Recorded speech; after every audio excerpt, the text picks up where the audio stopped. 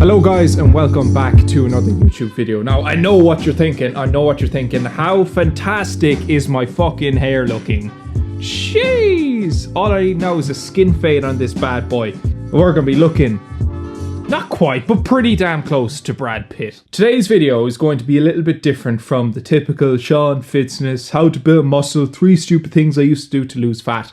I have noticed an increase in the amount of young men, particularly between the ages of 18 and 24, reaching out to me because they don't know what they want to do with themselves. So I said, as a 24-year-old running his own business, his social media, turning over 5 figures a month, that I would give my advice based on my experience as to what I would do if I was 18 and was at a crossroads and didn't know what the fuck I wanted to do myself. So a little bit of a backstory before I do that. My English teacher always told me, the minute I walked into 5th year, so for 2 straight years up until I finally went against what he was advising me, he told me, do not fucking do business studies in UL. Now, UL have never asked me back for an alumni event, nor will they in the foreseeable future, or indeed ever. So I don't give a fuck. The borderline, in my opinion, pyramid scheme, that is business studies. So I never knew what I wanted to be after school. I didn't know whether I wanted to be a fucking policeman, a fireman, a teacher, an accountant, God forbid. And the school guidance counsellors were absolutely no fucking help at all. Lovely people,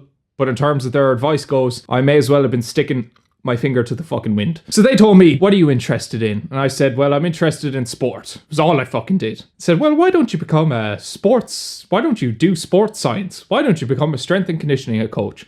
Which was the fucking worst advice on planet Earth. But then I kept increasingly hearing from other people that a lot of people go and do business studies in UL. And the fact that it's so great, that it's so open, you can specialize in anything. So if you don't know what to do, you should probably pick business studies in UL. And so, against the better judgment of my English teacher, who I have great respect to till this day, I went and I picked business studies in UL. Now, I personally, even though I got a 1-1 after 4 years in business, got fucking nothing out of it. That graduation document that I got is still sitting in a folder somewhere downstairs. If you asked me to find it now, I probably couldn't locate it. And while my experience is not going to be the experience of absolutely everyone, I can't help but feel that so many people go into business studies in any college with the same mindset, being told the exact same things that I was. Because in my university alone, there was 500 individuals in a business course who I can only suspect didn't know what the fuck they wanted to do with themselves and were too afraid to commit to making a decision. So they did the course that everyone told them was so open and could specialize in anything and that you can figure out what you want to do halfway through. And so they did. And I just kept imagining there's 500 people in this course, and multiply that across all the multiple business courses that are available across the country.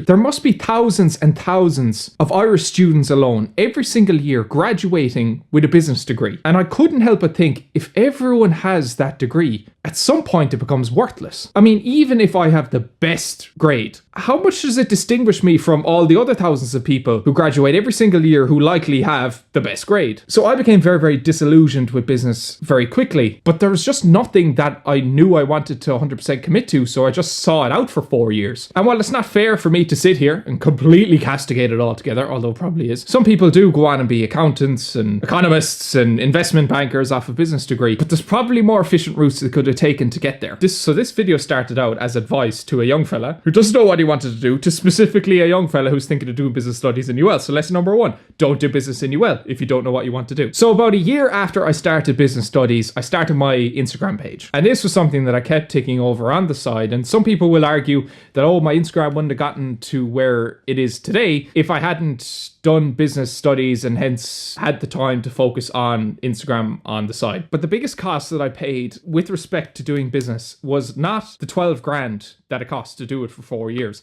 It was the 4 years that I lost themselves that was the biggest cost to me, the biggest investment that I made that I got no return out of. 4 years that could have been spent trialing and error, or even going hell for fucking leather with social media and with online coaching or PTing or something that I decided to pursue at that time. I think that is the biggest cost to most people. It's not the actual price of the course, although it's a fucking lot for a largely useless degree. It's the time that you lose. It's the time that could have been spent on other ventures that potentially you could have made more prosperous. And if you're going into business because you want to learn how to run a business, it's not really about teaching you how to become an entrepreneur. It's not going to teach you much about fucking social media marketing, although there are some courses on it. It teaches you the theory behind like marketing metrics and shit that is largely irrelevant that I still recall not a single thing to this day. So don't be fooled and don't allow them to weaponize the name business as to being a very attractive terminology to draw you into doing the course. I've learned more about business, actually running a fucking business, than I have sitting down and listening to some professor who's probably never ran their own fucking business talk about the theory of business. Yes, you learn legal things and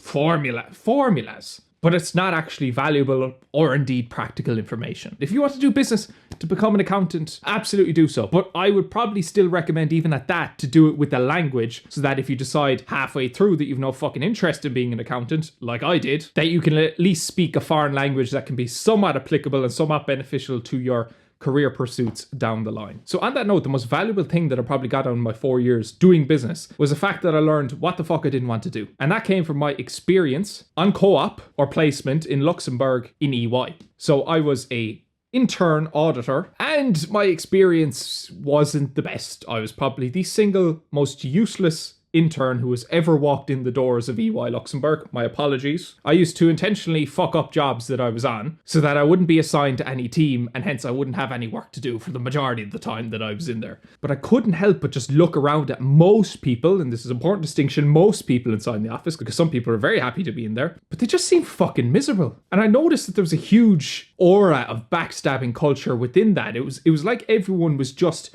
an aid or an obstacle to ascending the corporate ladder. I remember looking at like senior managers coming down and talking to their staff, and their staff would have great smiles and were licking and bootlicking and fucking sniffing their holes, trying to get into a bit of favor. And the second the manager would turn their back and walk away, the smile would just drop off their face. And I just found it a very toxic kind of culture to be in. Not to mention the fact that every single bus journey into work in the morning, people honestly looked like they wanted to fucking kill themselves. People honestly looked like any smidgen of hope, of enjoyment, of satisfaction out of life was just sucked out of them. That they just succumbed themselves, they submitted themselves to the fact that this is going to be the reality of their lives until the day they die. So, my second bit of advice, after my 10-minute rant on how much I fucking hated doing business: pursue what you're good at, not what you're passionate about. So I think pursuing your passion is very vague, fluffy advice that is just given because it sounds like the right thing to say. I think there's an important distinction to be made between something that you're passionate about versus something that you're good at. You could be passionate about fucking GAA, but there's a limited sphere in which you're going to make that a very prosperous career. One thing that I'm very proud of is that I have plenty of friends who are excelling both professionally and financially. And the recurring theme with these individuals is the fact that they're pursuing things that they're good at, not necessarily things that they're passionate about. I mean, one of which is a very business-orientated optician, another of which is a banker. And there's very few people out here who are truly passionate, who wake up with a hard-on every morning for prescribing people glasses or for filtering through financial fucking accounts. But they understood that their passions weren't necessarily the most prosperous things in the world, but if they pursued things that they were good at, that they'd have a much higher chance of excelling within the respective fields. For me, I was good at the gym, obviously. But not only that, I was good at communicating. So I merged the fact that I was good at building muscle with the fact that I was good at communicating with people, created a social media presence where I could communicate what I was good at to vast amounts of people. If you're good with your hands, consider pursuing a trade. Work for someone for a couple of years. And who knows, you might have the opportunity in a couple of years' time to go out on your own and set up your own sole trader business. If you're good at talking to people, if you're good at building rapport and relationships, consider a sales position. And I think many sales jobs, because a lot of them are commission based, the scope for career progression, the scope for income progression is just so vast. And there's no area of life where the skills acquired through sales is not valuable. No matter what you do, the ability to be able to sell yourself and sell your services or sell the product of the person that you're working for to other people has massive crossover into many different aspects of life. So if you do sales for 2 or 3 years and you're 21, 22, don't know what the fuck you want to do with yourself, but you have an impressive ability to talk to people, to communicate to people, and to sell to people, man, the fucking sky's your limit. And this video went out way longer than I anticipated. But the final bit of advice that I'm going to give you is don't fucking panic. If you're 18 years old, right, there's a huge pressure and a complete lack of perspective offered to students who are forced to put courses down on their CAO. That clouds students' perception of their future and the time that they have to get their shit together. You could, and I don't recommend it, but you could in theory fuck around for the next 5 to 10 years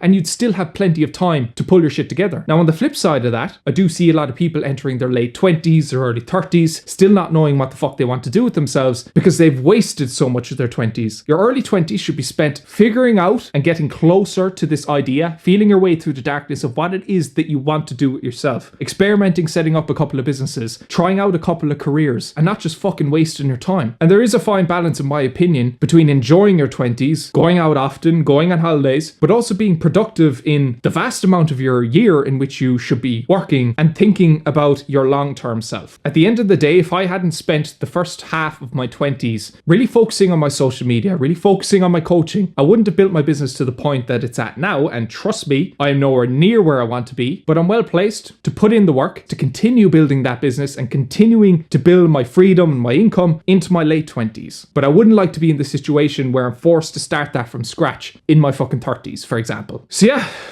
don't know if that made any coherent sense. Don't know if that's going to influence anyone to make any different decision than the one that they're planning on making right now. But as a very brief summary, don't do business just because someone said you should do business and it's very general and you can branch off into anything. Don't pursue what you're passionate about over what you're good at. And number 3, you have fucking time. And while you shouldn't waste all of that time, you shouldn't feel a massive pressure, especially in your late teens, to have it all figured out by fucking August. I'm 24. I don't know what the next 5 years holds for me. I have an idea of what I might like that to look like, and I've been working on that consistently for the last 5 years, but I don't know where this fucking journey is going to take me. And most of you haven't a fucking clue either. So yeah, hopefully that was beneficial to some of you. Hopefully it made sense. Hopefully that you take some of that on board. And if it did, make sure that you smash that like button. Make sure that you comment, feed the algorithm, and hence feed my ego, and that you subscribe so that you do not miss a video from me. Take care.